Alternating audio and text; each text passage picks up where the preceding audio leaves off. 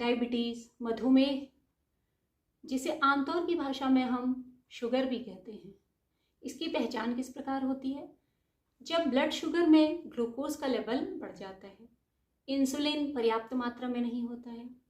Insulin एक प्रकार का हार्मोन है जो पेनक्रियाज के द्वारा सीक्रेट किया जाता है।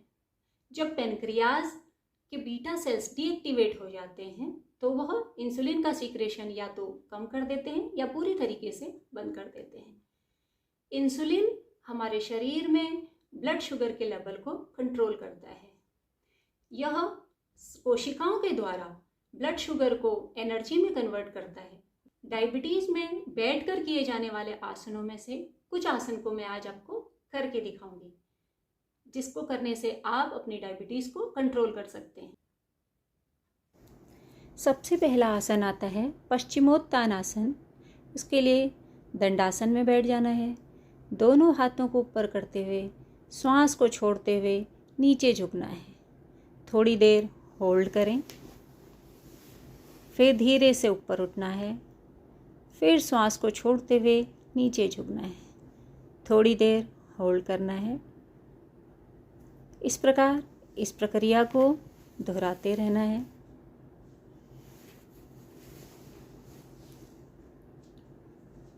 इस क्रम में अगला आसन है मंडूक आसन।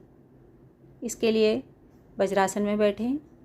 दोनों हाथों को मोड़ते हुए नाभि के दोनों ओर लगाएं तथा श्वास छोड़ते हुए धीरे से नीचे झुक जाएं। थोड़ी देर होल्ड करें जितना संभव हो सके। श्वास लेते हुए धीरे से ऊपर उठना है। फिर इस प्रक्रिया को दोहराना है। श्वास छोड़ते हुए नीचे झुकें, होल्ड करें, श्वास लेते हुए ऊपर उठना है। यह डायबिटीज़ में रामबाण आसन है। अगला अभ्यास है अर्ध मत्स्येंद्र आसन। इसके लिए एक पैर को मोड़ते हुए पीछे ले जाना है, दूसरे को उसके ऊपर तथा अपोजिट हैंड से पंजे को पकड़ना है तथा पीछे की ओर ट्विस्ट करना है। जितना संभव हो सके होल्ड करें। फिर धीरे से आसन को खोलते हुए पैरों को सीधे करना है। थोड़ी देर पैरों को शेक करें, फिर दूसरे पैर से इसी प्रक्रिया को दोहराएं।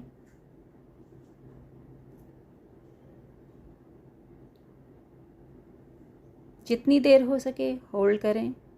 धीरे धीरे अपनी क्षमता को बढ़ाते जाएं।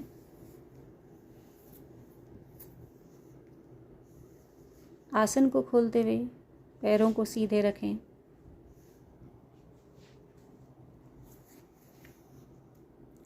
अगला अभ्यास है गोमुख आसन। इसके लिए एक पैर को नीचे से ऊपर, दूसरे पैर को ऊपर, दोनों घुटनों को एक दूसरे के ऊपर रखना है। दोनों हाथों को पीछे से इस तरीके से लॉक करें।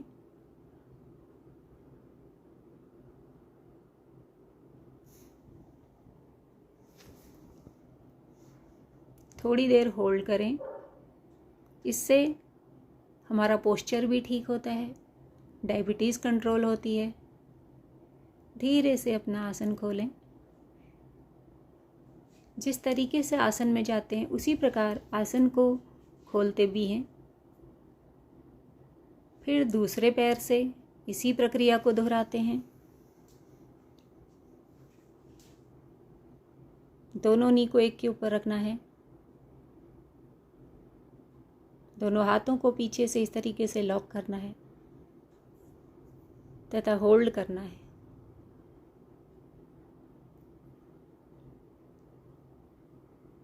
धीरे से आसन ओपन करें।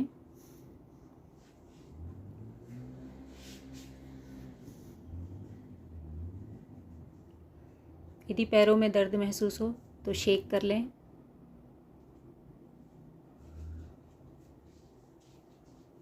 अगला आसन है वज्रासन। दोनों घुटनों को मोड़ते हुए इस प्रकार बैठें। और दोनों हाथों को अपनी थाईज के ऊपर रखें।